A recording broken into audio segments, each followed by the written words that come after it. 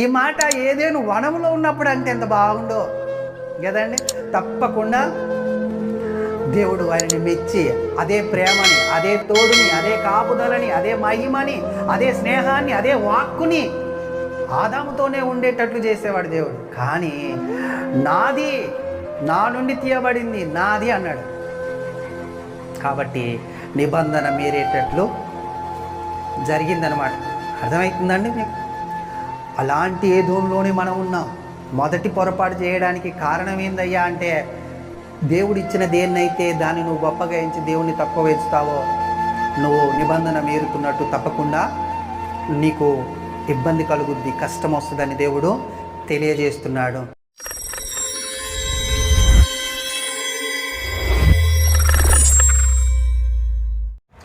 స్తోత్రములు తండ్రి, మహాపరిశుద్ధుడైన మా పరలోకపు తండ్రి, నీ కుమారుడైన యేసుక్రీస్తు నామములో పరిశుద్ధాత్మ సహాయం చేత నీ పిల్లలం నీ పాద సన్నిధికి సమీపించి దేవా, మరి నీ మాటలు వినాలని, నీ ఆలోచన, నీ ఉద్దేశం, నీ చిత్తం తెలుసుకోవాలని ఆశపడుచున్న మాకు నీ ఆత్మ సహాయము నీ కుమారుడనైన నాకు దయచేసి నీ మాటల్ని నాయన నాలో నింపి మాతో మీరు మాట్లాడి నీ కుమారుడు రాకడకు మమ్మల్ని సిద్ధపరిచి నడిపించి మాయం పొందుమని, నీ మాటలకు ఏ ఆటంకం అడ్డుపడకుండా తొలగించమని, పరిశుద్ధాత్మ శక్తి నడిపింపు దయచేయమని, నీ కృపలో భద్రపరచమని అడుగుచు మమ్మల్ని మేము తగ్గించుకుని నామమును హెచ్చిస్తూ తప్పక నీ మాటల చేత మమ్మల్ని తృప్తిపరుస్తారని మేము ఆశిస్తూ నమ్ముచ్చు విశ్వసిస్తూ కొన్ని మనవులు నీ పాద సన్నిధిలో నుంచి నీ ప్రియ కుమారుడైన యేసుక్రీస్తు ప్రభు వారి పేరటి ప్రార్థన సమర్పిస్తున్నాము తండ్రి, ఆమేన్.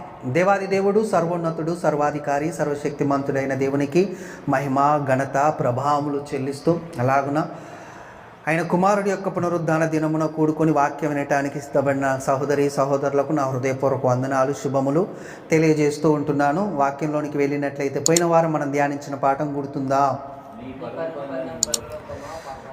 నీ పరుగు పందెము ఎటువైపు, పాతాళం వైపా పరలోకం వైపా అనే పాఠాన్ని మనము ధ్యానించాము. అందులో చాలా చక్కని విషయాలు మనకు తెలిసాయి కదా. నలుగురి మనస్తత్వాలని ధ్యానించాం. నాస్తికులు, అన్యులు, భక్తిహీనులు, భక్తిపరుల గురించి మనం ధ్యానించాం. మనము ఏ ఆలోచనలో ఉన్నాము, ఈ నలుగురిలో ఎక్కడ మనం ఆగి ఉన్నాము అనేది మనం ధ్యానించడానికి దేవుడు కృప చూపించాడు. అందును బట్టి ఆయనకు స్తోత్రాలు చెల్లిస్తూ మరి ఈరోజు కూడా ఒక అంశాన్ని పెట్టుకొని మనం పాఠం ధ్యానించడానికి ప్రయత్నం చేద్దాం. ఏదేను వనములో ఆదాము చేసిన అపరాధములని ధ్యానం చేద్దాం. ఏదేను వనములో ఆదాము, టైటిల్ పేరు. ఏదేను వనములో ఆదాము ఎలా ఉన్నాడు, ఏం చేశాడు అనే విషయాలను కొన్నిటిని మనము ధ్యానం చేద్దాం. మెయిన్ టైటిల్ అయితే ఏదేను వనములో ఆదాము కదా. అయితే మనకు ఆదాముని గురించి ఆలోచించినప్పుడు ఆదామే కాదండి, ఆదాములో ఉండిన తత్వము ఇక్కడ దాకా నడుచుకుంటూ వస్తుంది. అది ఎక్కడ దాకా, ఇప్పుడు మన కాలం వరకు కూడా ఆయన యొక్క తత్వాలు కొన్నిటిని మనం చూస్తున్నాం, మనలో చూస్తున్నాం. అంటే ఆయనలో ఏ అయితే పొరపాటు, ఏ అయితే తప్పిదాలు ఉన్నాయో మనలో కూడా అవి కనబడుతున్నాయి ఇప్పటి కాలం వరకు కూడా. అంతేనే కదండి? ఆలోచన చేయండి. ఒక ఆదాము వచ్చి పాపం ఎలాంటిది, పాపము ఎలాగున్నా ప్రవేశించాలి పాపంలోనికి అనేది ఒక గేట్ తెరిచాడు కదా. రెండవ ఆదాము, కడపటి ఆదాము వచ్చి ఏం చేశాడు? ఆ గేట్ మూసేశాడు. పాపాన్ని తీసేసి పాపాన్ని మన నుండి దూరం పరిచి మనల్ని పవిత్రతలో నడిపించడానికి ప్రయత్నం చేస్తున్నాడు. ఎవరు? కడపటి ఆదాము అని ఉంటుంది యేసుక్రీస్తు ప్రభు వారి గురించి కదా. అయితే మొదటి ఆదాము చేసిన అపరాధములు, లేకపోతే మొదటి ఆదాము చేసిన పాపము లేకపోతే తప్పు ఎందుకు చేయాల్సి వచ్చింది, అక్కడ ఉన్న పరిస్థితులు ఎలాంటివి కదా, వాటిని తెలుసుకోవాలి. తెలుసుకుంటే ఇప్పుడు మనం కూడా ఏదేను వనములో ఉన్నామనేది ఒకసారి జ్ఞాపకం చేసుకోండి. ఎక్కడున్నాం మనము? ఏదేను వనం. సంఘాన్ని దేవుడు దేనిలా మార్చాడు? ఏదేను వనములా మార్చాడు. బాగా ఆలోచిస్తే ఏదేను వనములో ఆదాముకి ఏమైనా లోటు ఉందా అనేది మనం ఆలోచన చేస్తే, ఉందా అండి ఏమన్నా లోటు? ఏమీ లోటు లేదు.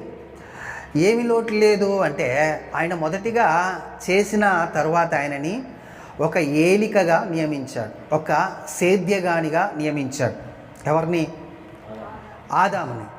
అంటే ఒక ఏలికగా, ఒక సేద్య పరుచువాడిగా, తోటని సేద్యపరచాలి, తోటలో ఉండిన సమస్తాన్ని ఏలాలి, ఒక పరిపాలకునిగా, ఒక ఏలికగా, లేకపోతే ఒక అధికారిగా కూడా ఆదాముని ఆ తోటలో నియమించాడు. ఆదాముకు అన్ని రకాల సౌకర్యాలు ఉన్నాయి కదా, అన్ని రకాల సౌకర్యాలు, అన్ని రకాల సమృద్ధి, అన్ని రకాల విలువైనవి ఆయనకున్నాయి.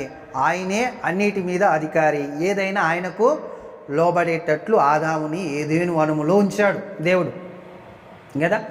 బాగా ఆలోచిస్తే ఆయనకు ఏది లోపము లోటు లేకుండా ఆదాముని ఉంచాడు. అంతకంటే ముఖ్యమైన విషయం ఏందో తెలుసా అండి, ఆదాముకు దేవుని ప్రేమ ఉంది. ఏదేను వనంలో ఏముంది?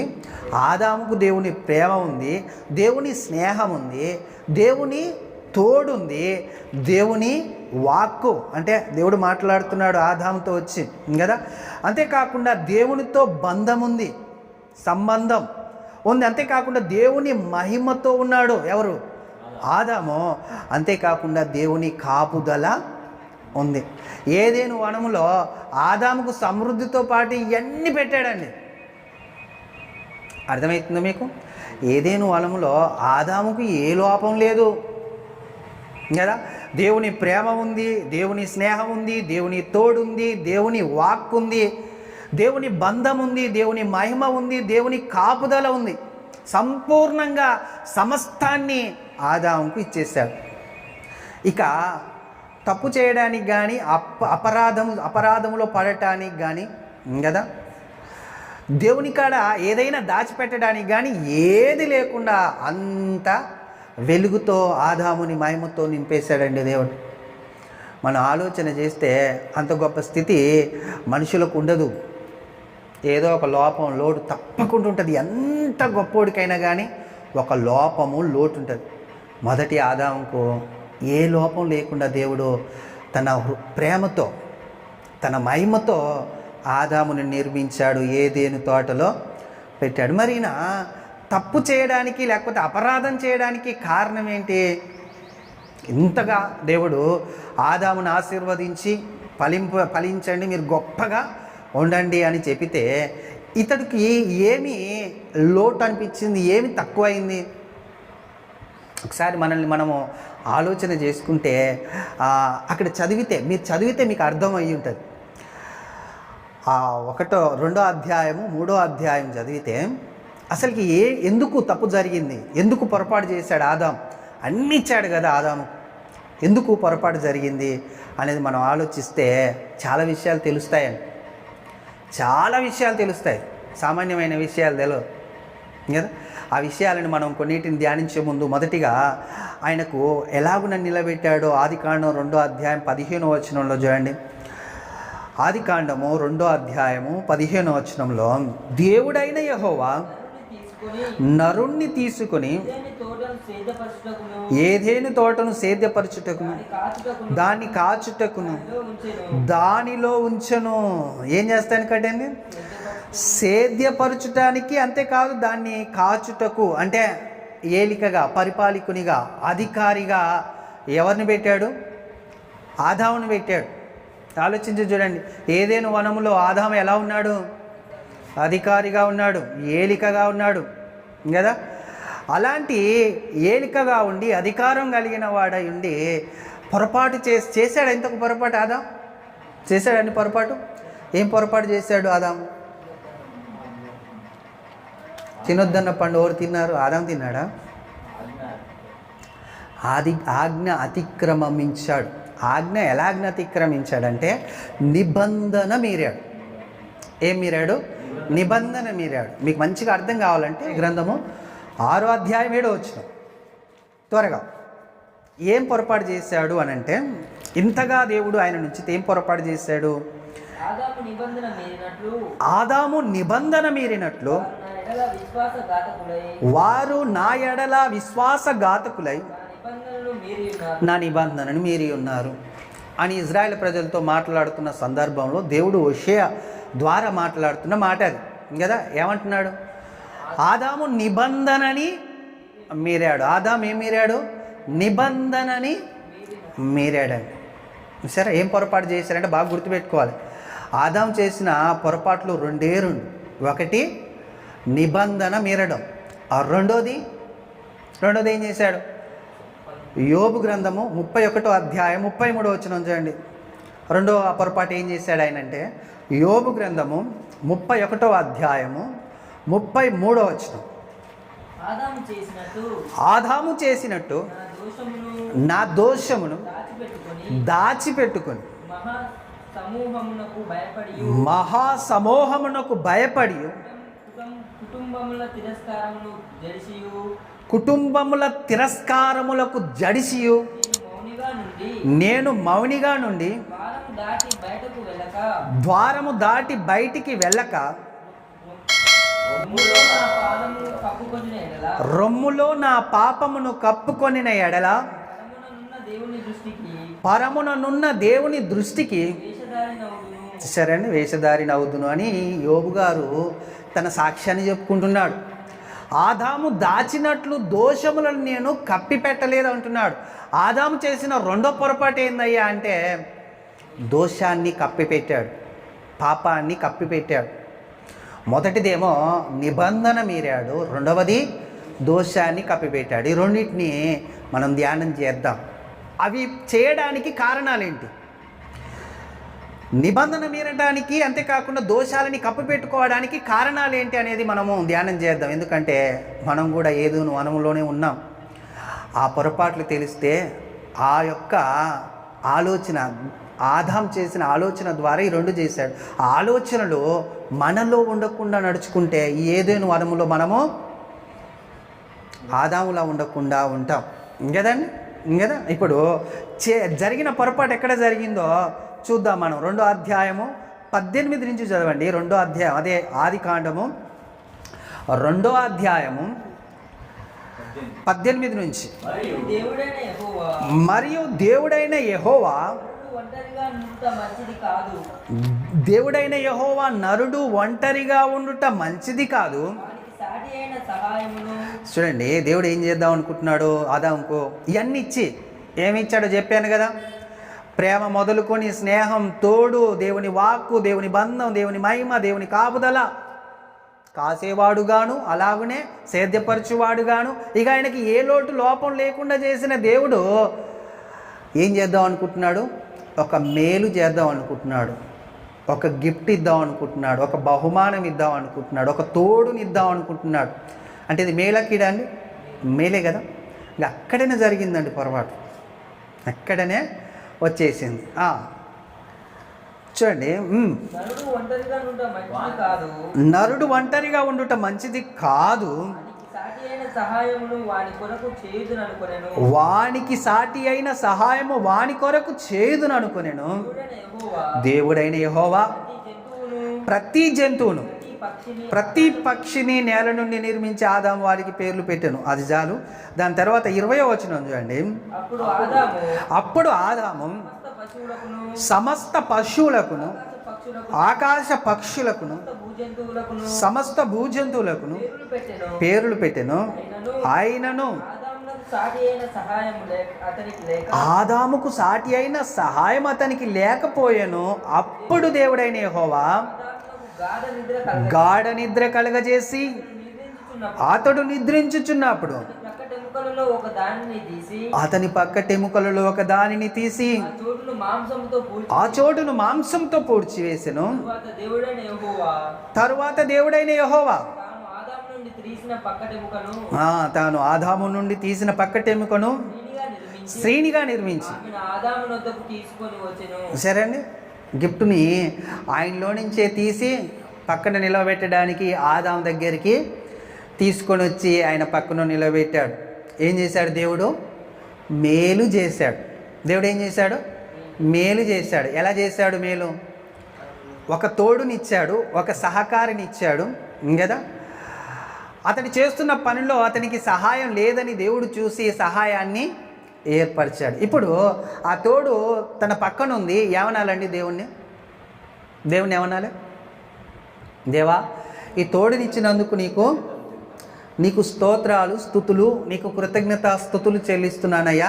ఒక్కడిని ఇన్ని జంతువులకు పేర్లు పెట్టాలి, ఇన్నిటిని కాయాలి, ఇన్నిటిని ఏలాలి, కానీ కొంచెం ఇబ్బంది అవుతుంది, పక్కన నువ్వు నాకు ఒక మనిషిని తోడుగా ఇచ్చినందుకు నీకు స్తోత్రం అని చెప్పాలి కదండి. బాగా ఆలోచించండి. ఏం చేస్తున్నాడు చూడండి, నేను ఏం చెప్తున్నాడు చూడండి కింద. అప్పుడు ఆదాము ఇట్లా నేను ఏమంటున్నాడండి, నా ఎముకలలో ఒక ఎముక, నా మాంసములో మాంసం, ఇది నరుడు నుండి తీయబడెను గనుక నారి అనబడెను కదండి. ఏమంటున్నాడు, తెచ్చిచ్చిన ఆయనను వదిలేసిండు, నా కాదు తెచ్చిచ్చిన ఆయనను వదిలేసిండు. తీసుకొచ్చి పక్కన నిలబెట్టినప్పుడు పక్కన చూస్తావా ఆయనను చూస్తావా, అమ్మ ఇంత తోడిచ్చిన దేవా అని మన వెలుగు ఎలా ఉంటుందండి. ఎవరైనా ఏదైనా సహాయం చేస్తే సహాయంకాయ చూస్తామా, అతని మనిషికాయ చూస్తామా? ఇచ్చిన ఆయన కళ్ళ చూస్తామా, సహాయంకాయ చూస్తామా? మనం చూస్తామా అంటున్నా, నేను ప్రశ్నిస్తున్నా. చూడం, సహాయంకాయ చూస్తాం, దాన్నే చూస్తుంటాం. ఆయనకు కృతజ్ఞత చెప్పడానికి కూడా ఒక్కొక్కసారి మర్చిపోతామండి. ఇంకా అలాగ నా సేమ్ టు సేమ్ అంటే ఆ తత్వాలు కొన్ని ఉన్నాయని చెప్తానికి మేము అడుగుతున్నాను మిమ్మల్ని ప్రశ్న. ఒక్కోసారి ఏదైనా మనకు చాలా గొప్ప గిఫ్ట్ మన దగ్గరకు వచ్చింది అనుకోండి, మనం ఏం చేస్తామంటే గిఫ్ట్కాయ చూస్తాం. ఆ గిఫ్ట్ని తీసి అబ్బా ఇది ఎట్లుంటుంది, ఇదేం చేస్తుంది, ఇది ఎట్లా ఉందని దానికాయ చూస్తాం. ఇచ్చిన ఆయనని మర్చిపోతాం అన్నట్టు. ఆ తత్వం ఇంకా మనలో ఉంది. ఆదాము తెచ్చి పక్కన నిలబెట్టగానే ఆవకాయ చూస్తున్నాడు. ఆవకాయ చూడడమే కాదు, ఆమెని వర్ణిస్తున్నాడు. ఆమెను ఏం చేస్తున్నాడండి, వర్ణిస్తున్నాడు. ఏమని వర్ణిస్తున్నాడు, నా ఎముకలో ఎముక, నా మాంసంలో మాంసం కదా. దీన్ని కొంతమంది భక్తులు ఏమన్నారంటే, ఈ మధ్యలో విన్నానండి, ప్రేమ లేఖ రాశాడట. ఎవరికి, అవ్వకు. ఎవరు రాశారు, ఆదామండి. ప్రేమ లేఖ రాసి నా ఎముకలో ఎముక, నా మాంసంలో మాంసం, నాలో నుండి నువ్వు తీయబడ్డావు కాబట్టి నీవే నా ప్రాణం, నీవే నా ఊపిరి, నీవే నా సర్వం, నీవే నా సమస్తం అంటున్నట్టు. నువ్వే నాకు అంతా, ఇక నువ్వు లేకుంటే నేను బ్రతకను, నువ్వు ఉంటేనే నా జీవితం ముందుకు కొనసాగుతుంది అనేలాగున ఆ మాటలకు అర్థం అన్నమాట. అంతే కదండి. ఎదురు తీసుకొచ్చి పక్కన పెట్టిన ఆయన పక్కకు పెట్టేసి ఏం చేస్తున్నాడు, ఇవకాయ చూసేసి ఇవని పొగడడం మొదలుపెట్టాడు, ఏమని గొప్పగా ప్రేమించడం మొదలుపెట్టాడు కదండి. మొదటి పొరపాటు ఇక్కడనే జరిగిందండి. ఆదాం చేసిన పొరపాటు సామాన్యమైంది కాదు. నిబంధన మీరాడు. నిబంధన ఏంటి, ఇంతకు నిబంధన ఏంటంటే, నిబంధన ఏంది, దేవుడు చేసిన నిబంధన ఏంది, దేవుడు మనకు చేసిన నిబంధన ఏంది, దేవుడు మనతో చేసిన నిబంధన ఏంటి, అది వాగ్దానం అండి. నిబంధనను మర్చిపోతారా? నీ దేవుడైన యెహోవాని పూర్ణ హృదయముతో, పూర్ణ జ్ఞానముతో, పూర్ణ మనస్సుతో, పూర్ణమైన హృదయాన్ని ప్రేమించాలి. చూడండి, ద్వితోపదేశకాండం 6వ అధ్యాయం 4వ వచనం చూడండి. ఏంటి నిబంధన, ఏంటి నిబంధన అంటే అక్కడ రాయించాడు దేవుడు. ఇజ్రాయేలు వినుము, మన దేవుడైన యెహోవా, అద్వితీయుడగు యెహోవా, బాగినారా, నీ పూర్ణ హృదయంతో, నీ పూర్ణ ఆత్మతో, నీ పూర్ణ శక్తితో నీ దేవుడైన యెహోవాని ప్రేమింపవలెను. ఇదేంటిది, ఇది నిబంధన. ఎవరితో చేశాడు, ఇజ్రాయేల్ ప్రజలతో చేశాడు. ఇక్కడైతే అయితే మొదటిగా ఆదాముకు చెప్పి ఉండాలి, తప్పకుండా చెప్పి ఉంటాడు, రాయించలేదు. కానీ ఈ 2 నిబంధనలు పాత నిబంధన నుంచి కొత్త నిబంధన వరకు తీసుకొచ్చాడు. ఏంటిది, రెండోది నిన్ను వల్ల నీ పొరుగు. మొదట ఈయన చేసిన నిబంధనని మీరడం అన్నాడు చూడండి, అది ఇదే మీరాడు. అంటే ఎవరైతే ఆ స్త్రీని ఇచ్చాడో ఆయనని పూర్ణ హృదయంతో ప్రేమించి నీకు కృతజ్ఞత అని చెప్పకుండా తీసుకొచ్చి పక్కన నిలబెట్టినామని ఏం చేస్తున్నాడు, పొగుడుతున్నాడు, ఆమెని గొప్పగా ఎంచుతున్నాడు, ఆమెను ఎలా ప్రేమిస్తున్నాడో వర్ణిస్తున్నాడు. ఇంకదండి, ఎంత పొరపాటు చూడండి, ఎంత తప్పు చూడండి. నువ్వు ఈ భూమి మీద నిలబడి ఉన్నావంటే ఆదాం, నువ్వు ఈ భూమి మీద నిలబడి ఉన్నావంటే కారణం నేను కదా. నువ్వు ఇంత సమృద్ధి కలిగి ఉన్నావంటే కారణం నేను కదా. నీకు సమస్తాన్ని అందించింది నేను కదా.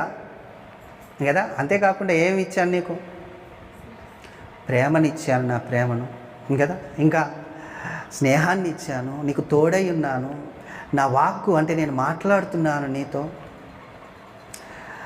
ఇవన్నీ ఇచ్చి, అంతేకాకుండా మహిమనిచ్చి కాపుదలని ఇవన్నీ నీకు ఇచ్చి నీకు ఒక స్త్రీని కూడా ఇస్తే నువ్వేం చేస్తున్నావు, ఆమెని ప్రేమిస్తున్నాం, ఆమెని ప్రేమిస్తున్నాం. ఇప్పుడు ఒక డౌట్ వస్తుందండి, మనం భార్యను ప్రేమించకూడదా? భార్య కదనండి స్త్రీ, ఆదాములోంచి తీసిన స్త్రీ, లేకపోతే అవ్వ ఎవరు? ఆదాం భార్యే. ప్రేమిస్తే ఏంటి మరి? ప్రేమ లేక రాస్తే ఏంటి? ఒక ప్రశ్న వస్తుంది మనం కదండి. ప్రేమించొద్దు అన్నాడు దేవుడు, ప్రేమించమనే చెప్తాడు. కానీ ఎవరికంటే ఎక్కువగా ప్రేమిస్తున్నావు? అదనమాట. ఏదేనులో ఆదాం చేసిన పొరపాటు ఏంటంటే చిన్న దేవుని పక్కకు పెట్టేసి అవ్వని పొగడడం మొదలుపెట్టాడు. పొగడడం మొదలుపెట్టాడు కదండి. ఇలా ప్రేమిస్తే మంచి జరుగుద్దా, నష్టం జరుగుద్దా? మంచి జరుగుద్దా అండి?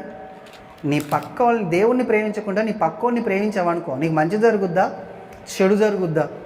దేవుడు మేలు కొరకే ఒక పక్కోడిని మనిషిని ఇచ్చింది, కానీ మనకేం జరుగుద్ది? చెడు జరుగుద్దండి. దానికి ఉదాహరణ యాకోబు గారు ఏం చేశారు? బాగినాలు యాకోబు గారు ఏం చేశారు? రాహేల్ని ప్రేమించాడు. ఎలా ప్రేమించాడు? ఆయనట 7 సంవత్సరాలు ఆమె కొరకు కొలువు చేస్తే కొద్ది దినాలుగా అనిపించిందట. ఎలా అనిపించింది? కొద్ది దినాలుగా అనిపించింది. అంటే పూర్ణ హృదయంతో ఏం చేస్తున్నాడు? ఆమెని ప్రేమిస్తున్నాడు. ఎవరు? యాకోబు. అలా ప్రేమించినందుకు ఇతనికి మంచి జరిగిందా, చెడు జరిగిందా? చూడండి 29 ఆదికాండ 29వ అధ్యాయం. ఆదికాండ 29వ అధ్యాయము ఏం జరిగిందో అక్కడ కొన్ని మాటలు ఉన్నాయి. 18 నుంచి 20 వరకు చదవండి. 18 నుంచి. యాకోబు రాహేలును ప్రేమించి నీ చిన్న కుమార్తె అయిన రాహేలు కోసము నీకు 7 సంవత్సరములు కొలువు చేసేదనెను. అందుకు లాబాను ఆమెని అన్యులకి ఇచ్చుట కంటే నీకు ఇచ్చుట మేలు, నా యొద్ద ఉండుమని చెప్పగా యాకోబు రాహేలు కోసము 7 సంవత్సరములు కొలువు చేసెను. అయినను అతడు ఆమెని ప్రేమించుట వలన, చూసారా అండి ఏమైందట? 7 సంవత్సరాల జీవిత కాలం ఆయన కాట ఎలా కనబడిందట? కొద్ది దినములుగా కనబడిందట. ఎందుకు కనబడింది? ప్రేమించాడండి. ప్రేమిస్తే అలాగున కనబడింది ఆయనకు కదండి. ఎంతగా ప్రేమించాడు? 7 సంవత్సరాలు బానిసగా ఉన్నాడు. ఎవరి కొరకు? రాహేలు కొరకు. ఎన్ని సంవత్సరాలు? 7 సంవత్సరాలు. మరి ఇప్పుడు పక్కోడిని ప్రేమించకుండా ఎవరిని ప్రేమించమని చెప్తున్నాడు దేవుడు? నీ దేవుడైన యెహోవాని పూర్ణ హృదయంతో ప్రేమించాలి. ఒక్క 7 రోజులు ఉంటామండి డైరెక్ట్గా మనం దేవుడితో ఒక 7 రోజులు ఖచ్చితంగా నిబంధన మీరకుండా ఆయనని ప్రేమించగలుగుతామా? 7 రోజులు వినాలి. 7 రోజులు వరుసగా 7 రోజులు నీ పనిని పక్కకు పెట్టేసి కేవలం 7 రోజులేండి, ఇంకా ఉండలేం కదా అండి. నిబంధన ఎందుకు మీరాల్సి వచ్చింది ఆదాం అంటే ప్రేమించాడు. ఎవరిని ప్రేమించాడు? అవ్వని ప్రేమించాడు. అలా ప్రేమిస్తే ఏమవుతుందంటే దేవుణ్ణి మర్చిపోయాడు. ఈ కాలం ఈయనకు ఎలా పోతుంది? ఇక దేవుని మీద లేదు, దేవుని మీద ఆలోచన లేదు, దేవుణ్ణి ఆరాధించాలనేది లేదు, దేవుణ్ణి గణపరచాలనేది లేకుండా ఆదాము ఏం చేస్తున్నాడు? అవ్వా నా మాంసంలో మాంసం, నా ఎముకలో ఎముక, నువ్వే నాకు ఇక సమస్తం. ఇంకా దేవుడు లేడని దేవుణ్ణి ఏం చేశాడు? ఆయన పక్కకు పెట్టేసాడు. అలా పెట్టొచ్చా అంటే ఉదాహరణ ఆ రాహేల్ని ప్రేమించినందుకు ఆయనకు ఏమైందట? కొద్ది దినములుగా కనబడుతుంది కాలం. అంటే నీ పూర్ణ హృదయంతో ఎవరిని ప్రేమిస్తున్నావు నువ్వు అంటే దేవుణ్ణి కాదు, నీ భార్యను ప్రేమిస్తున్నావు అనేది అక్కడ తెలుస్తుంది. ఆదాం చేసిన పొరపాటు ఏంటంటే ఆజ్ఞని అతిక్రమించాడు, లేకపోతే నిబంధన మీరాడంటే నీ పూర్ణ హృదయంతో నీ దేవుడైన యెహోవాని ఆరాధించక ఇంకొకరి వైపు నీ ప్రేమని మలిపావు, త్రిప్పావు. కాబట్టి అక్కడ ఆయన పొరపాటు చేయడానికి కారణమైంది కదండి. ఎవరికి లోబడతాం మనం కూడా? ఏదేను వనంలో ఉండి దేవునికి లోబడుతున్నామా? మన భార్యలు, మన భర్తలు, మన కుమారులు, మన కుమార్తెలకు లోబడుతున్నాం. అది లోబడడం ఏమంటుంది బైబిల్? ఆజ్ఞ అతిక్రమము, అపరాధము, అంతేకాకుండా నిబంధనని మీరటము చేస్తున్నాం. ఇది మొదటి పొరపాటు అండి కదా. మరి వచ్చిందా, ఇబ్బంది వచ్చిందా ఎవరికి? కాదు ఆదాముకి వచ్చినట్టు లేదు ఇబ్బంది, వెంటనే ఎలగొట్టేశాడు అల్ల నుంచి. కానీ యాకోబు గారికి ఎలాంటి ఇబ్బంది వచ్చిందో 30వ అధ్యాయం 1వ వచనం చూడండి. అక్కడనే ఆదికాండం 30వ అధ్యాయం 1వ వచనంలో చూడండి. రాహేలు యాకోబునకు పిల్లలు కనకపోవుట చూసి తన అక్క యందు ఏం పడేదటండి? అసూయపడి యాకోబుతో నాకు గర్భఫలమేమో లేని ఎడల నేను చచ్చెదనెను. సరేండి, ఏమంటుంది? నేను చస్తాను, గర్భఫలం ఇస్తావా ఇయ్యవా అంటుంది. ఇప్పుడు యాకోబు ఏమంటున్నాడు చూడండి. యాకోబు కోపము ఎవరి మీద రగులుకుందండి? 7 సంవత్సరాలు కొద్ది దినములే అనిపించే కదా ఇంతకుముందు నాకు, కానీ ఇప్పుడే రగులుకుంది. కోపం రగులుకొని ఏమంటున్నాడు చూడండి. నేను నీకు గర్భఫలం ఇయ్యకపోవుటకు దేవునికి ప్రతిగానున్నానా? దెబ్బ గుర్తొచ్చింది చూడండి. దేవుడు 7 సంవత్సరాలు ఈయన ఒక మాయలో ఉన్నాడు, ఒక మత్తులో ఉన్నాడు. దేవుడు జ్ఞాపకం చేయిస్తాడా, చేయించాడా అండి? ఎలా చేయించాడు? రాహేల్ అంటే విరక్తి వచ్చేసింది యాకోబుకు. రాహేల్ అంటే కోపం వచ్చేసింది యాకోబుకు. రాహేల్ని పిచ్చే, నేనేమైనా దేవుణ్ణా పిల్లనిస్తానికి? ఆయన కదా ఇచ్చేది పిల్లల్ని అనే ఆలోచన, అంటే కోపం వచ్చేసింది. చూసారండి, ఈ లోక ప్రేమ ఎలాంటిదయ్యా అంటే నటన. గుర్తుపెట్టుకోండి బాగా. ఏదేవులో ఉండిన ఆదాములారా మీరందరూ అలాంటి స్థితిలోనే ఉండి ఉంటారు రాబోతున్న రోజుల్లో. కొంతమంది ఇప్పుడు ఉంటున్న పరిస్థితుల్లో కొంతమంది రాహేల్ని ప్రేమించేంతగా దేవుణ్ణి ప్రేమిస్తే రాహేలు నీకేమవుతుంది? కోపం కాదు, కీడుగా ఉండదు, మేలుగా ఉంటుంది. అంతేనా కదా? కోపం ఏం చేస్తుంది? అంటే మనల్ని సమాధానంగా ఉండని అది లోకంలో ఏదో ఒక పొరపాటు చేసేటట్లు చేస్తుంది. కాబట్టి ఆ కోపంని రేపుతుంది ఎవరో? నువ్వు ప్రాణానికి ప్రాణంగా ప్రేమిస్తున్నాను అని అనుకొని 7 సంవత్సరాలు కొలువు చేసి 7 సరిపోక ఇంకేడు చేసి, ఆ 7 సరిపోక ఇంకేడు చేసి తన కొరకు నా ప్రాణమే ఇచ్చేస్తాను, నేను మొత్తం సమర్పించుకున్నాము కనేటట్లుగా రాహేలు కోసం ఏం చేశాడు యాకోబు? ప్రేమ కోసం తను తాను అర్పించుకున్నాడు. కాబట్టి ఏం లేకుండా చేశాడు దేవుడు? ఏం లేకుండా చేశాడు? ఏదైతే ఆయన ఇస్తాడో మనకు అది ఆపేశాడు. ఆపేయడం ద్వారా ఎవరికి? యాకోబు గారికి దెబ్బకు దేవుడు గుర్తొచ్చాడు కదా. కోపం వచ్చేసింది రాహేల్ మీద. కాబట్టి మనుషుల ప్రేమ నిజంగా ఆలోచించండి. ఎంతగానో ప్రేమిస్తున్నాం అని చెప్తుంటారు లోకంలో చాలామంది. కోపపడకుండా, గద్దించకుండా, ఇసుకకుండా, కొట్టకుండా, చేయి లేపకుండా ప్రేమించే వాళ్ళు ఉన్నారండి లోకంలో? ఎవరు లేరు. ఆ ప్రేమ నటన అండి. ఈ లోకానుసారమైన దేవుడు మధ్యలో లేకుండా మనం ప్రేమించుకునే ప్రేమ ఉంటుంది చూడండి, అది తప్పకుండా నటన అనేది మనము జ్ఞాపకం చేసుకోవాలి కదండి. మరి అలా చేసినందుకు వెంటనే దేవుడు ఏమన్నాడు చూడండి. అది ఆదికాండంలోనికి రండి. ఏమన్నాడు దేవుడు? 23వ వచనం అయిపోయింది, 24వ వచనం చూడండి. కాబట్టి పురుషుడు తన తల్లిని తండ్రిని ఇడిచి తన భార్యను హత్తుకొనును, వారు ఏక శరీరులై ఉంటారు కదండి. ఒక ఆలోచన వచ్చింది దేవుడికి. అంటే మనిషి తత్వము, నేను మేలు చేద్దామని చూస్తే ఇది దేని తెచ్చుకుంటున్నాడు? కీడు చేస్తానికి తెచ్చుకుంటున్నాడు. అంటే ఇది మొదలుకొని ఏమవుతారు? ఏక శరీరులు అవుతారు. వీళ్ళు తల్లిని తండ్రిని ఏం చేస్తారు?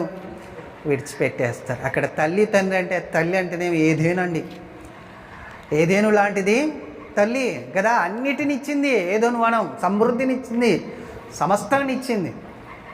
ఆయనకు ఆకలి అయినప్పుడు ఆహారం అందించింది ఏదోను వనం తల్లిలా. అది విడిచిపెట్టేస్తాడు. ఇంకా తండ్రి తనను పుట్టించి, లేకపోతే సృష్టించి, లేకపోతే కానీ నా తండ్రిని కూడా వదిలిపెట్టేస్తాడు. ఈ తత్వం ఇలాంటిది అని ఆ రోజే గ్రహించాడు దేవుడు. గ్రహించి తదనంతరం వస్తున్న వారిని ఎవరినైతే ఏర్పరచుకోబోతున్నాడో వారితో ఏం చెప్పాడు తెలుసా అండి దేవుడు? మొట్టమొదటగా నువ్వు ఒంటరిగా నన్ను వెంబడించావు, నీకు ఎవరు తోడు ఉండకూడదని చెప్పేశాడు. అంతగా కఠినంగా కొన్ని విషయాల్లో దేవుడు ముందుకు వచ్చాడు. ఎందుకు? మనిషి యొక్క తత్వాన్ని బట్టి, ఆదాం చేసిన ఈ పొరపాటును బట్టి. మీరు బాగా ఆలోచించండి. అబ్రహాముని పిలుచుకున్నాడు దేవుడు. నీకు ఉదాహరణగా చెప్తున్నా. అబ్రహామును పిలుచుకున్నాడు. అబ్రహాముని పిలుచుకున్నప్పుడు దేవుడు ఏమన్నాడండి? నువ్వు నన్ను వెంబడించు, నువ్వు ఏడున్నో ఆన్నే ఉండి వెంబడించు అన్నాడా? ఎందుకు అనలేదు? 12వ అధ్యాయం 1వ వచనం చూడండి ఏమన్నాడో చెప్పిన తర్వాత ఎందుకు అలా అనలేదు నేను చెప్తాను. 12వ అధ్యాయం ఆదికాండం 12వ అధ్యాయం 1వ వచనం ఏమని పిలిచాడు చూడండి. యెహోవా నీవు లేచి నీ దేశము నుండి నీ బంధువుల యొద్ద నుండి నీ తండ్రి ఇంటి నుండి బయలుదేరి నేను నీకు చూయించు దేశమునకు వెళ్ళు అంటున్నాడు. ఎవరెవరిని వదిలిపెట్టమంటున్నాడు? చూసారండి, తండ్రి ఇంటి నుండి మొదటిగా, రెండవది బంధువులను వదిలేసాయి. తండ్రిని వదిలేసాయి, నీ తండ్రి ఇంటిని వదిలేసాయి, నీకు ఎవరైనా బంధువులు ఉంటే వారిని వదిలేసాయి. ఎందుకు వదిలేయాలంటే వాళ్ళు నీతో ఉంటే నేను నీకు గుర్తుకురాను. వాళ్ళు నీతో ఉంటే వాళ్ళు నీ మైండ్, నీ ఆలోచనలని, నీ యొక్క ఉద్దేశాలని త్రిప్పుతారు. కాబట్టి వాళ్ళ నుండి నువ్వు దూరంగా ఫస్ట్. వాళ్ళ నుండి నువ్వు దూరం అయితే నేను చెప్పినట్టు వింటావు, నా జ్ఞానం నీకు వస్తుంది, నేను ఎలా ఉండమంటున్నా అలా ఉండగలుగుతావు. దాని తర్వాత నీకు ఏది కావాలో అది నేను ఇస్తానంటాడు దేవుడు. మొత్తం వదిలిపెట్టమని చెప్పడు. మీకు అప్పుడప్పుడు చెప్తుంటాను నేను. దేవుడు అందుకనే పేతురుకు కూడా ఒక డౌట్ వచ్చి, అయ్యా మేము అందరిని వదిలిపెట్టి నిన్ను వెంబడిస్తున్నాం, మా పరిస్థితి ఏంటి అని అడుగుతాడు యేసుక్రీస్తు ప్రభువారిని. ఆయన ఏమంటాడు తెలుసా? ఇహమందును పరమందు మీకు 2 రేట్లు. తల్లిదండ్రులను వదిలిపెడితే తల్లిదండ్రుల్ని, భూములను వదిలిపెడితే భూముల్ని, ఆస్తిని వదిలిపెడితే ఆస్తుల్ని, సమస్తం మీకు 100 రెట్లుగా దేవుడు అనుగ్రహిస్తాను, నన్ను వెంబడిస్తాను అక్కడ చెప్పేశాడు. ఉందా? గుర్తుందా? చూపించాలి, తీసుకున్న అవసరం లేదు. అలాగూ నా దేవుడు ఇస్తాడు. కానీ మొదట ఏం చేస్తాడంటే నన్ను సంపూర్ణంగా తెలుసుకోవాలి, నన్ను సంపూర్ణంగా గ్రహించాలి. మొదట ఆదాము ఏదేంలో అలాగున చేయక ఏమయ్యాడు? ఆయన తప్పిపోయాడు. కాబట్టి ఈ నరుని తత్వం ఇలా ఉంటుంది. వీడు మట్టి నుంచి తీయబడ్డాడు కాబట్టి ఈయన ఈ మట్టి ఆలోచనలు అంటే ఈ లోకపు ఆలోచనలు ఉంటాయి. కాబట్టి మహిమతో ఉన్నా కానీ ఏమయ్యాడు?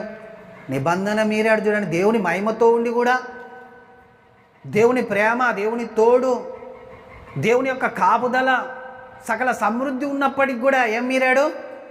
నిబంధనను మీరాడు. అంటే మీరేటట్లు చేసింది ఎవరు? మీరేటట్లు ఈయన ప్రవర్తన మారటానికి కారణం ఎవరంటే దేవుడిచ్చిన మేలుని కీడుగా చేసుకున్నాడు. తనకు స్త్రీని సహాయకంగా ఇస్తే ఏం చేశాడు? ఆ సహాయాన్ని ఏం చేశాడండి? ఆ సహాయాన్ని ఏం చేశాడు? కనపరిచాడు. ఆ సహాయాన్ని ప్రేమించాడు. ఆ సహాయాన్ని వర్ణిస్తున్నాడు, కీర్తిస్తున్నాడు. నాది అని తను తాను గొప్ప చేసుకుంటున్నాడు. చూడండి, పొరపాటు ఎలా చేశాడు అంటే మనకి ఇచ్చిన ఏదైనా కానీ వస్తువుతో పోల్చాలి. బాగా గుర్తుపెట్టుకోండి, వస్తువుతో పోల్చాలి. ఎందుకు ఇస్తున్నాడు మనకు అదంటే దాన్ని మనం ప్రేమించడానికి కాదండి, దాని కొరకు మనం బ్రతకడానికి కాదు. మనకి ఇచ్చేది ఎందుకంటే మన అవసరత తీర్చబడటానికి ఇస్తున్నాడు. ప్రతిదీ నీతో ఉండిన, నీకు ఇచ్చిన ప్రతిదీ నీ అవసరత కొరకు ఇస్తున్నాడు. అది భార్య అయినా, తల్లి అయినా, తండ్రి అయినా, ఎవరైనా సరే ఈ లోకంలో నువ్వు ఎంత ప్రేమించేదైనా సరే, ఒక వస్తువు నా కుమారుడికి అవసరత ఉంది, అవసరత కొరకు ఈ వస్తువుని ఇస్తున్నాను అనేటట్లు మీరు భావించకపోయి ప్రేమించారనుకోండి, ఏమైంది? కష్టంలో పడిపోతారు. ఏం మీరుతారు? నిబంధన మీరే అవకాశం. దేవునితో నిబంధన చాలా గొప్పదండి. మీరకుంటుంటే అద్భుతాలు చేస్తావు ఈ భూమి మీదనైనా పరలోకం. మీరేమనుకో ఎంత గొప్ప శిక్ష వచ్చిందో ఆదాముకు మనకు చూడబోయే ముందు, ఆ గొప్ప శిక్షను మనము చూడబోయే ముందు ఇస్తాం. అయితే ఈ నరుని ప్రేమ ఎలాంటిదో తెలుసా అండి మీకు? నరుడు ప్రేమిస్తున్నాను అన్నాడు కదా. సరే, ఆ ప్రేమనైనా కరెక్ట్గా ఉందా మరి అంటే ఒక వచనాన్ని చూడండి. అదే ఆదికాండం 3వ అధ్యాయము 9వ వచనం చూడండి. అదే ఆదికాండం 3వ వచనము 9వ వచనం. 3వ అధ్యాయం 9వ వచనం. దేవుడైన యెహోవా ఆదామును పిలిచి నీవు ఎక్కడ ఉన్నావనెను. అందుకతడు నేను తోటలో ఈ స్వరము వినినప్పుడు దిగంబరినిగా ఉంటుంది కనుక భయపడి దాక్కుంటున్నా నేను. అందుకైన నువ్వు దిగంబరివని నీకు తెలియజేసిన వాడెవడు?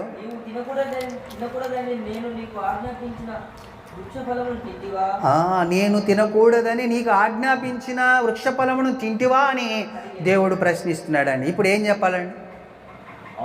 అవును తిన్నాను అనాలి కదండి. ఏమంటున్నాడు చూడండి. అందుకు ఆదాము నాతో నుండుటకు నీవు నాకిచ్చిన, ఇక్కడ ఇప్పుడు ఏమైందండి? నా ఎముకలో ఎముక, నా మాంసంలో మాంసము నా నుండి తీయబడింది కాబట్టి ఇది నాది అనే మాట ఇప్పుడు ఎక్కడ పోయింది? ఏమండి, ప్రాణం మీదకి రాగానే ఏం చేస్తామండి మనం? పక్కోడి మీద నెట్టేస్తాం కదా.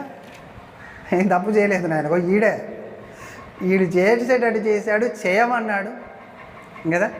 ఏమంటున్నాడు? నీవు నాకు ఇచ్చిన ఈ స్త్రీ నాట. ఇప్పుడు వీడికి వచ్చేసరికి నీవు నాకు ఇచ్చిన ఈ స్త్రీ. ఇంకోటి తెలుసా అండి, తప్పు దేవుని మీద కూడా మోపుతున్నాడు. నువ్వు నాకు ఎందుకు ఇచ్చావు అన్నట్టున్నట్టు.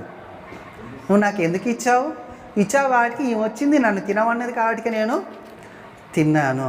నీకు ఇచ్చిన గిఫ్ట్ నేను కాపాడుకోవాలి కదండి. కాపాడుకోవాలి. నీకు ఇచ్చిన ఏ సహాయాన్ని అయినా కానీ, లేకపోతే దేవుడు నీ కొరకు చేస్తున్న ఏ మేలు అయినా కానీ దాన్ని నువ్వేం చేయాలి? చాలా జాగ్రత్తగా భద్రంగా దేవుని దగ్గర, దేవుని సన్నిధానం దాని కొరకు ప్రార్థన చేస్తూ కాపాడుకోవాలి. నీ భార్యను ఎక్కడ వదిలిపెట్టేశావు? నీ భార్యను వదిలిపెట్టేసి ఆ పండ్లు తిని తీసుకొచ్చి ఇచ్చిందంట. అంటే ఈయన ఒక్కడ లేరు ఆ తోటలో. అర్థమవుతుందా మీకు? భార్య ఎక్కడుండాలి? నీ భార్య ఎక్కడుండాలి? పక్కన ఉండాలి. కానీ ఈయన భార్య ఎక్కడుంది? ఆ పండుకాడుంది. ఏదైతే తినొద్దన్నారో ఆ పండుకాడుంది పోయి. మరి తప్పెవరిది ఇప్పుడు? భార్యది కూడా కాదు తెలుసా, ఆదాముది. ఎందుకంటే నీకు నేను బహుమానంగా ఇచ్చాను కదా, నీకు సహాయకంగా ఇచ్చాను కదా, నీ పక్కన ఉండాలి కదా, దాన్ని కాపాడుకునే బాధ్యత ఎవరిది? నీది కదా అని అంటాడన్నాడు దేవుడు. కానీ ఆదాము చేసిన పొరపాటు ఎలాగున్నా కప్పిపెట్టుకుంటున్నాడు చూడండి. నువ్వు నాకు ఇచ్చిన ఈ స్త్రీ చేసింది పని, తినమన్నది నేను తిన్నా. అలా మాట తిప్పేసాడండి. అంటే నరుని ప్రేమ నటన అనేటట్లు అనిపిస్తుందా? అనిపిస్తలేదండి. అక్కడనేమో నా ఎముకలో ఎముక, నా మాంసంలో మాంసం నాలోని తీయబడింది, ఇది నాది నాది అని పొగిడాడే, ప్రేమ చూపించాడే. ఆ ప్రేమ ఎంతవరకు ఉంది? కరెక్ట్గా యజమాని వచ్చి ఇంటి ముందర నిలబడంగానే నేను కాదుగో ఈమె అనేటట్లు చెప్పేశాడు కథ. అంటే దేవుని ప్రేమ, దేవుని నిబంధన మన మధ్యలో లేకుండా దాన్ని దాటి అవతల వ్యక్తిని ఎవరిని ప్రేమించినా కానీ నువ్వు ఆ ప్రేమ నటన. ఆ ప్రేమ నటన అండి. నేనేం చెప్తున్న మాటలు కాదు, బైబిల్లో నుంచి సారాన్ని తీసి మీకు వినిపిస్తున్న మాటలు కదా. నువ్వు ప్రేమిస్తే ఒక మనిషిని నీ పక్కనే ఉండాలి. ఎక్కడ? దేవుని దగ్గర, దేవుని సన్నిధిలో. అయితే నీ పక్కన ఆ మనిషి లేకుండా నువ్వు చేస్తున్న ఆ పోరాటం, ఆరాటం అంతా నటన, నాతో సహా నటన. బాధపడొద్దు, మీ హృదయం నొచ్చుకోవాలి, మీ హృదయం గాయపరచు. అప్పుడే ఏమవుతుందంటే దేవుడు గుర్తొస్తాడు మనకు, దేవుడుకి మొరపెడతాం మనం నిజంగా మన పిల్లల్ని ప్రేమిస్తే, మన భార్యని ప్రేమిస్తే, మన భర్తల్ని ప్రేమిస్తే, ఏదోను వనములో ఉండిన సమృద్ధి మనకు తెలిస్తే, సంఘంలో ఉండిన దేవుడు ఐశ్వర్యం, మహాదైశ్వర్యం మనకు తెలిస్తే, మనోళ్ళందరూ ఎక్కడుండాలి? ఉండాలి. పండుకాడు ఏం పని ఉందండి? అంతేనే కాదు, పండు తినొద్దన్నాడు. అంటే ఈ లోకం పండు లాంటిది, రమ్యంగా ఉంటుంది. అది తింటే ఏమవుతావు? సస్తావు నాయన అని చెప్పాడు దేవుడు. తినకు, అది తినకు అని చెప్పాడు. కానీ ఇప్పుడు అయినా కానీ మనం ఏం చేస్తున్నాం? మన ఏదేను అంటే దేవుడు ప్రేమ మన మధ్యలో లేకున్నా కానీ మన పిల్లల్ని, మన భర్తల్ని, మన భార్యల్ని మనం ఏం చేస్తున్నాం? ప్రేమిస్తున్నాం. ఆ ప్రేమ ఎలాంటిదంటే బైబిల్ చెప్తుంది, ఏదన్నా ఒక పరిస్థితి మన ముందుకు వచ్చినప్పుడు పక్కన మీద నెట్టేసే ప్రేమ అది. దేవుని నిబంధన మీ మధ్యలో లేకుండా నువ్వే చేసినా అది నటన అని దేవుని వాక్యము సెలవిస్తుంది. అంతేనే కాదండి, ఇది మొదటిదండి. ఆదాము చేసిన మొదటి నిబంధన మీరడానికి కారణం ఏంటంటే ఎవరో కారణం కాదండి. మీకు ఇంకొకటి తెలుసా? ఆదాముని సాతాను ఎన్నోసార్లు మోసపరచడానికి ప్రయత్నం చేసింది, కానీ మోసపోలే. ఆదాము మోసపోయింది ఎక్కడ అంటే తన్ను తానే మోసపరుచుకున్నాడు. తన్ను తానే మోసం చేసుకున్నాడు. ఆ విషయము ఆదాముకు లేటుగా తెలిసింది. లేటుగా తెలిసి ఏమన్నాడు తెలుసా అండి? తర్వాత ఇంకొక మనిషిని ఇచ్చాడు. ఎవరు ఇచ్చారు? దేవుడు ఇచ్చారు. వీళ్ళిద్దరిని బయటికి వెళ్ళగొట్టిన తర్వాత ఇంకొక మనిషిని. అప్పుడు ఏమన్నాడు తెలుసా? నేను దేవుని దయ వలన ఒక మనిషిని సంపాదించుకున్నాను అన్నాడు. ఈ మాట మొదట ఉండాలి కదండి. ఏడుండాలి మొదట అంటే? నా ఎముకలో ఎముక, నా మాంసంలో మాంసం అన్నకాడు. ఏమన్నా దేవుని దయ వలన నేను ఒక సంపాదించుకున్నాను. బయటికి వెళ్ళగొట్టిన తర్వాత అంటున్నాను. 4వ అధ్యాయం 1వ వచనంలో చూడండి. అదే ఆదికాండం 4వ అధ్యాయం 1వ వచనంలో చూడండి. ఆదాము తన భార్య అయిన అవ్వను కూడినప్పుడు ఆమె గర్భవతి అయి కయీన్ను కని యెహోవా దయ వలన నేను ఒక మనిషిని సంపాదించుకొని అంటున్నాడండి. చూశారండి? ఈ మాట ఏదేను వనంలో ఉన్నప్పుడు అంటే ఎంత బాగుండో కదండి. తప్పకుండా దేవుడు ఆయనని మెచ్చి అదే ప్రేమని, అదే తోడుని, అదే కాపుదలని, అదే మహిమని, అదే స్నేహాన్ని, అదే వాక్కుని ఆదాముతోనే ఉండేటట్లు చేసేవాడు దేవుడు. కానీ నాది, నా నుండి తీయబడింది, నాది అన్నాడు. కాబట్టి నిబంధన మీరేటట్లు జరిగిందనమాట. అర్థమవుతుందండి మీకు? అలాంటి ఏదోంలోనే మనం ఉన్నాం. మొదటి పొరపాటు చేయడానికి కారణం ఏందయ్యా అంటే, దేవుడు ఇచ్చిన దేన్నైతే దాన్ని నువ్వు గొప్పగా ఎంచి దేవుణ్ణి తక్కువ ఎంచుతావో నువ్వు నిబంధన మీరుతున్నట్టు తప్పకుండా నీకు ఇబ్బంది కలుగుద్ది, కష్టం వస్తుందని దేవుడు తెలియజేస్తున్నాడు. ఆ రెండవది చూడండి. రెండవది చూద్దాం మనం. యోబు గ్రంథం 31:33. ఆదాము చేసినట్లు నా దోషములను దాచిపెట్టుకొని మహాసమూహమునకు భయపడి. చాలండి. కుటుంబంలో తిరస్కారానికి కానీ ఈ లోకంలో దేనికైనా అంటే కుటుంబంలో తిరస్కరింపబడతానేమని దర్శిండట. ఎవరు? ఆదామండి. కుటుంబం అంటే ఏడుంది ఇప్పుడు? కుటుంబం పక్కనున్న భార్య. ఆమె నాకు ఎక్కడ దూరం అయిపోద్దో, ఆమె చెప్పినట్టు వినకపోతే, ఆమెను పొగడకుంటే, ఆమెను హెచ్చించితే ఏమైద్ది, చేయకుంటే ఏమైద్ది అలాంటి పనులు. ఇవన్న నాకు కానీ దూరం ఉంటుందేమో, నన్ను అత్తుకొని ఉండాలి కాబట్టి నేనేం చేయాలేమని, ప్రేమించాలి, పొగడాలని ఆలోచించలేదట యోబు గారైతే. కాబట్టి ఆయనకు డబల్ బ్లెస్సింగ్స్ వచ్చాయి, మనకు తెలుసు. అయితే ఈయన అలాగని ఆలోచించాడు అనేటట్లు మనకు అర్థమవుతుంది అక్కడ ఆ మాటను చదువుతున్నప్పుడు. తన పక్కనున్న భార్య ఏమైపోతుందో అని భయపడ్డాడు, కానీ దేవుడు ఏమైపోతాడో అని ఆలోచించాడు. సరే, అలాగ ఆలోచించినప్పటికీ చేసిన దానిని రొమ్ములో దాచుకున్నాడటండి. అంటే రొమ్ము అంటే హృదయంలో దాచుకున్నాడు, కానీ దాన్ని విప్పలేదు.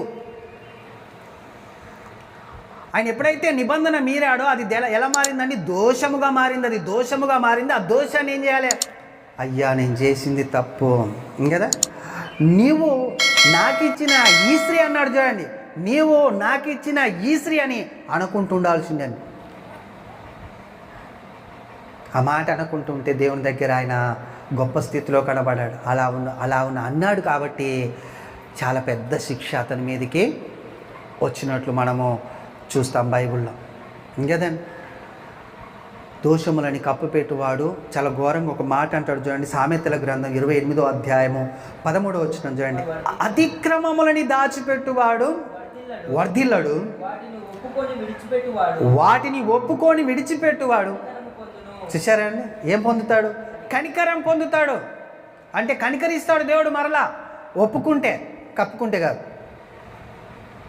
ఎంత ప్రమాదం ఉంది చూడండి. కొంచెం కానీ మిస్ అయిపోవట్లేదు. ఎలాగనో నేను ఏమైనా ప్రేమించాను, ఈమె ద్వారా ఏమొచ్చింది, నాకు శిక్ష రాబోతుంది, ఆయన వచ్చాడు నా ఎదుట నిలబడ్డాడు, నేను ఒప్పుకుంటాను అనుకోలేదండి.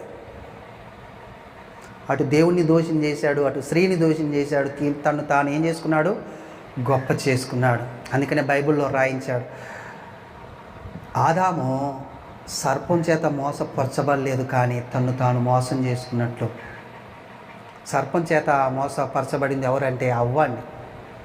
ఆదాము మోసపరచబడలే, అవ్వ మోసపరచబడింది సర్పం చేత. కాబట్టి అలాగున మీరు మోసపోకుండా ఉండడానికి అని ఒక మాట చెప్తాడు కొరింథీ పత్రికలో మనకు పౌలు గారు. ఆ సరళత నుంచి, దేవుని సరళత నుంచి మీరు వేరు కాకుండా గొప్పగా బ్రతకండి అనేటట్లు చెప్తాడు. కదండి, కప్పి పెట్టుకోవడం ద్వారా, అంటే దోషాన్ని ఒప్పుకోకుండా కప్పి పెట్టుకోవడం ద్వారా వర్ధిల్లరు అని అంటున్నాడండి దేవుడు. దాన్ని ఒప్పుకుంటే మాత్రం దేవుడు మిమ్మల్ని బ్లెస్ చేస్తాడు, ఆశీర్వదిస్తాడు, కనికరిస్తాడు, ప్రేమ చూపిస్తాడు దేవుడు. కానీ నా ఒప్పుకోకపోవడాన్ని బట్టి ఏం జరిగింది చూడండి. 3వ అధ్యాయం 17వ వచనంలో చూడండి, 17వ వచనం నుంచి, 3వ అధ్యాయం 17వ వచనం నుంచి. ఆయన ఆదాముతో, నీవు నీ భార్య మాట విని తినవద్దని నీకు ఆజ్ఞాపించిన వృక్ష ఫలములను తింటివి కనుక నీ నిమిత్తము నేల శపించబడి ఉన్నది, ప్రయాసముతోనే నువ్వు బ్రతుకు దినములన్నీ దాని పంట తిందువు. ఈయనని బట్టి ఏం శపించబడిందండి? భూమి శపించబడింది. సరే, ఏం తింటాడంటేనా? ప్రయాసముతోనే నీవు బ్రతుకు దినములన్నీ దాని పంట తిందువు. అది ముళ్ళ తుప్పలను గచ్చు పొదలను నీకు మొలిపించును, పొలములోని పంట తిందువు.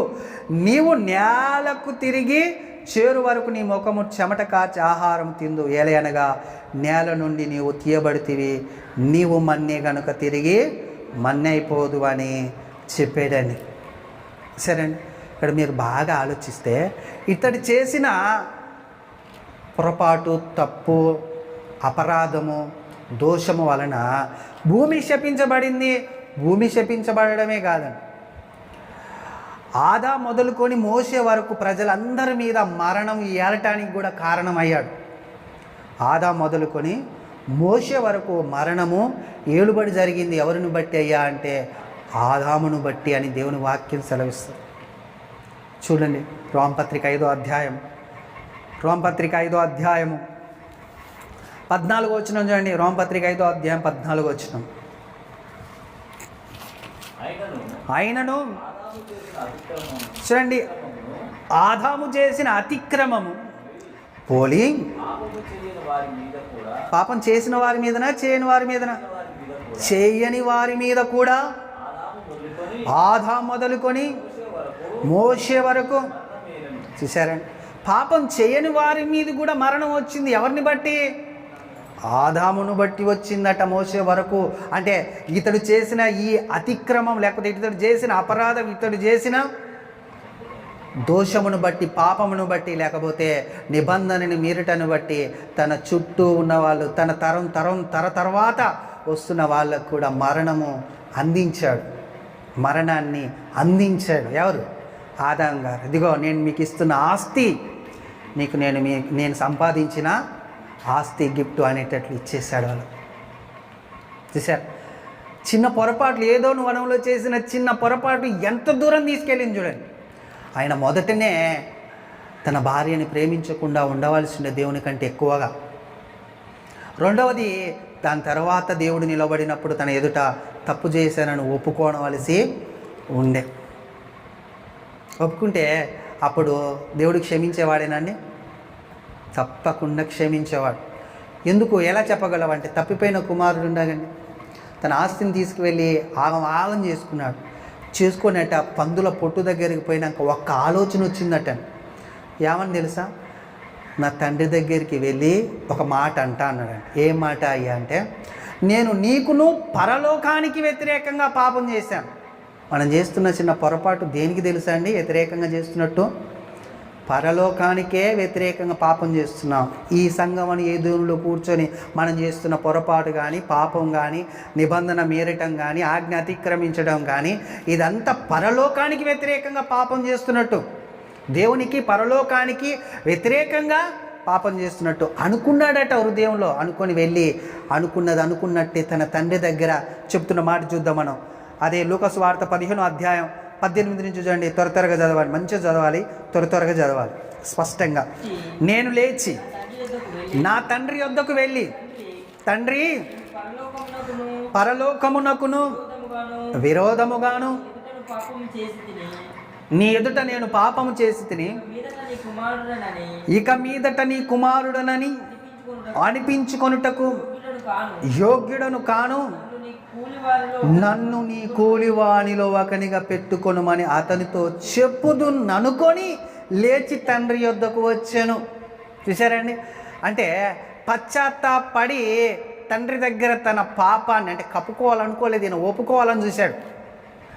తన దోషముల్ని ఆదాము కప్పిపెట్టినట్లు నేను ఉండలేదని యోబు అన్నాడు. చూడండి, ఈయన తప్పిపోయిన కుమారుడు కప్పి పెట్టాలనుకోలే, ఒప్పుకుంటా నేను చేసింది పాపం అన్న తండ్రి దగ్గరికి. తన కూలోడుగానైనా నన్ను పెట్టుకోడా, ఎందుకంటే తన దగ్గర చాలా ఆహారం ఉంది, నేను ఈ పందులు పొట్టు తినాల్సిన అవసరం ఏంది నాకు అని లేచి వచ్చి అన్నాడట. ఆ మాట అనుకొని వచ్చి ఏం చేస్తున్నాడు చూడండి,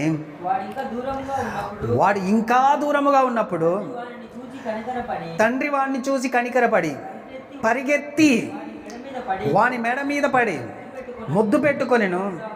అప్పుడు ఆ కుమారుడు అతనితో, చూడండి ఇప్పుడు ఇక్కడ స్పష్టంగా చెప్తున్నా, అనుకున్నట్టే, తండ్రి నేను పరలోకమునకు విరోధముగాను నీ ఎదుటను పాపము చేసి తిని ఇక మీదట నీ కుమారుడనని అనిపించుకొనుటకు యోగ్యుడను కాననెను. అయితే తండ్రి తన దాసులను చూసి, రే ప్రశస్తమైన వస్త్రములు తీసుకురండి, వీణకు కట్టండి, చేతికి ఉంగరం పెట్టండి, పాదములకు చెప్పులు తొడిగించండి, కొవ్విన పశువుని తెచ్చి వధించండి.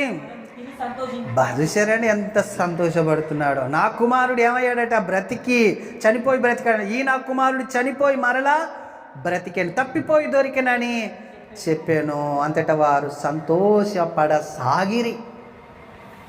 సరే, ఒప్పుకుంటే ఎంత కనికరం చూపించాడు చూడండి. వధించాడట, పశువును వధించి అందరూ సంతోషించండి, ఈరోజు నా కుమారుడు మరలా తప్పిపోయి దొరికాడు, చనిపోయి బ్రతికాడు అనుకున్నాడట. ఆదాము ఈ పని చేయవలసి ఉండండి. నేను ఏదేను తోటకును నీకు ఏం చేశానయ్యా, ఏం చేశాను, పాపం చేశాను, నీ ఎదుట పాపం చేశాను కాబట్టి నన్ను క్షమించు అని ఒక్క మాట ఆదాము అండేదండి. ఎంత గొప్పగా చూసుకున్నాడండి ఆదాముని ఏదైనా వనంలో పెట్టి. ఎంత గొప్ప విషయాలని, ఎంత గొప్ప విధానాలలో అతన్ని నడిపించాడు. ఆలోచించండి, ఏ అపాయము, ఏ వ్యతిరేకత, ఏది అతని మీదకి తిరగబడకుండా, ఏది అతన్ని శిక్షించకుండా అంత కాపుదల పెట్టాడండి ఏదైనా వనంలో. అలాగున పెడితే ఏం చేశాడు ఆదాం అంటే కనీసం తను చేసింది తాను ఒప్పుకోలేకపోయాడు. తనకి ఇచ్చిందే సమస్తం అనుకొని ఏం చేసుకున్నాడు, దేవుని దగ్గర అపరాధిగా, దేవుని దగ్గర దోషిగా, దేవుని దగ్గర పాపిగా, దేవుని దగ్గర నిలబడ్డాడు. దేవునికి కోపం వచ్చి ఏం చేశాడు తెలుసా, శపించడమే కాదండి, బయటికి వెళ్ళగొట్టేశాడు. చూడండి, ఆ మాట చదువుతున్నప్పుడు చాలా బాధ వేసిందండి నాకు. ఆదాముని ఎంత గొప్పగా చూసుకున్నాడు తన తండ్రి, తన కుమారుని బయటికి వెళ్ళగొట్టడం ఏంటండి, చాలా బాధ వేస్తుంది. చూడండి, ఆ మాటను చూద్దాం మనం. 22వ వచనం, అప్పుడు దేవుడైన యెహోవా, ఇదిగో మంచి చెడ్డలను ఎరుగునట్లు ఆదాము మనలో ఒకని వంటి వాడాయను, కాబట్టి అతడు ఒకవేళ తన చెయ్యి చాచి జీవ వృక్ష ఫలములను కూడా తీసుకొని తిని నిరంతరం జీవించునేమని దేవుడైన యెహోవా అతడు ఏ నేల నుండి తీయబడినో దాన్ని స్వేదపరచుటకు ఏదేను తోటలో నుండి అతన్ని పంపివేసెను. అప్పుడు ఆయన ఆదామును వెళ్ళగొట్టి ఏదేను తోటకు తూర్పు దిక్కున కేరూబుని జీవవృక్షములను పోవు మార్గమును కాయుటకు ఇటు అటు తిరుగుచున్న ఖడ్గ జ్వాలలను నిలవబెట్టాడు. మరలా రాకుండా ఏం పెట్టాడు, ఖడ్గ జ్వాలలని అడ్డు పెట్టాడు. మరలా వస్తాడేమో ఇటు లోపలికని. ఇది ఎంత గొప్ప శిక్ష తెలుసా అండి, ఇదంత పెద్ద శిక్ష, అనుభవించలేనంత శిక్ష. ఎందుకంటే ఈ లోకంలో మనం ఉండి ఏదో ఒకటి చేసుకొని మరలా మందిరంలోనికి వస్తున్నాం, కానీ మందిరంలోనికి రావద్దు అని అంటే ఎట్లుంటుంది మనకు, ఎట్లుంటుందండి, ఎంత బాధ ఉంటుంది. తప్పు చేస్తున్నావురా, నువ్వు పొరపాటు చేస్తున్నావు, నన్ను పూర్ణ హృదయంతో నువ్వు ఆరాధించట్లేవు కాబట్టి నా మందిరానికి నువ్వు రావద్దు అని ఒక మాటను అడ్డు పెట్టాడు అనుకోండి ఖడ్గజ్వాల, ఎంత బాధ వేస్తుందండి. ఎంతో గొప్పగా పెంచుకున్నాడు ఆదాముని ఆ తోటలో, ఏ లోటు రాకుండా కంచె కాపుదల వేసుకున్నాడు. కానీ పొరపాటు చేశాడు. దేవునికి అది అయిష్టమైంది. ఎందుకంటే ఆయన నీతి ఆయనని తిరస్కరిస్తుంది. దేవుని నీతి అయినా కానీ క్షమిస్తే ఆయన నీతికి వ్యతిరేకంగా ఆయన ఏం చేయలేడు. దేవుడు ఒక మాట బయలుపరిచాడంటే దాన్ని తప్పకుండా జరిగిస్తాడు. క్షమించలేకపోయాడు. ఎందుకంటే నా నిబంధన మీరు నేను ఇన్ని క్షమించానంటే రాబోతున్న వాళ్ళందరూ ఏమవుతారు? అందరినీ క్షమించవలసి వస్తుంది. అందరూ అలాగనే పాపంలో అయిపోతారు. ఇంక నేను నా ఉద్దేశం, నా ఆలోచన, నా ప్రణాళిక ఏం కావాలి మరి కదండి? ఏదైనా వనంలో నుంచి వెళ్ళగొట్టబడ్డాడని ఇది చాలా బాధకరమైన విషయం కదా. ఇప్పుడు ఆ ముళ్ళ తుప్పలు, ఆ భూమి, ఆ చెమట ఓడ్చుడు, మరలా ఆ మట్టిలో నుంచే తీయబడి ఆ మట్టిలోనికే వెళ్ళవలసిన పరిస్థితి ఆదాముకు వచ్చింది. మహిమ పోయింది, ప్రేమ పోయింది, స్నేహం పోయింది, దేవుని వాక్కు పోయింది, దేవుని మహిమ కాపుదల పోయింది. ఇప్పుడు ఎక్కడి నుంచి ఏం వస్తుందో తెలియదు, ఎవరు ఏం చేస్తారో తెలియదు. బిక్కు బిక్కుమంటూ బతికేయాలి. చూసారండి, తన్ను తాను తెచ్చుకున్న, తన మనసు, తన ఆలోచన నుంచి తెచ్చుకున్న పొరపాటు ఎంత దూరం తీసుకెళ్ళింది చూడండి. ఆలోచన చేయండి ఒకసారి. సంఘాన్ని ఏదోని వనంలో, దేవుని రాజ్యాన్ని ఏదోని వనంలో పెట్టాడు. మన ఇష్టం వచ్చినట్టు చేసుకొని చిన్న చిన్న పొరపాట్ల వలన వీడు ఎంతగానం చేస్తాడు ఇలాంటి పొరపాట్లని దేవుడు ఇక ఆపేసుడు అక్కడినైతే పంపించాడు. కానీ ఇక్కడ హృదయాన్ని ఏం చేస్తాడు తెలుసా? దేవుడు కఠినపరుస్తాడు. మీకు రోమపత్రికలో కొన్ని విషయాలు చెప్పాను ఇంతకుముందు. అబద్ధం నమ్మున్నట్లు మోసం చేసే శక్తిని దేవుడే అప్పచెప్పేస్తాడు. అలా చేసిన తర్వాత ఇంక మనం చేసేది ఏముండదు. మన మనసు ఏమవుతుంది? కఠినపరచబడుతుంది. మనము అటువైపే అట్నుంచటే మట్టి అయిపోవాల్సి వస్తుంది. ఆ మట్టిలో నుంచి పాతాళము వెళ్ళాల్సి వస్తుంది. కాబట్టి మనకు ఆలోచన రావాలి. ఎంతగా ఏదెను వనంలో ఆదామును ఉంచితే పొరపాటు చేయడానికి కారణం ఏంటి అని మనం ఆలోచిస్తే చిన్న చిన్న కారణాలండి, పెద్దవి కూడా కాదు. దేవునికి కృతజ్ఞత చెల్లించలేకపోయాడు, అది కప్పుకున్నాడు. ఆ కృతజ్ఞత చెల్లించకుండా ఉండే విషయాన్ని ఏం చేశాడు? కప్పుకున్నాడు. ఎందువల్ల అంటే అన్నీ సమృద్ధిగా ఉన్నాయి, ఆయనకు అర్థం కాలేదు. నేను ఏం చేస్తున్నా అనేది కూడా ఆయనకు అర్థం కాలేదు. ఆ పొరపాటుని దేవుడు పాపంగా, తప్పుగా, అతిక్రమముగా, దోషముగా ఎంచి ఏం చేశాడండి? ఆ ఏదేను వనంలో నుంచి వెళ్ళగొట్టాడు. అందుకనే కొత్త నిబంధనలో ఒక మాట ఉంది, చదువుకొని ముగించుకుందాం. 1 యోహాను పత్రిక 1వ అధ్యాయము 8వ వచనం చూడండి.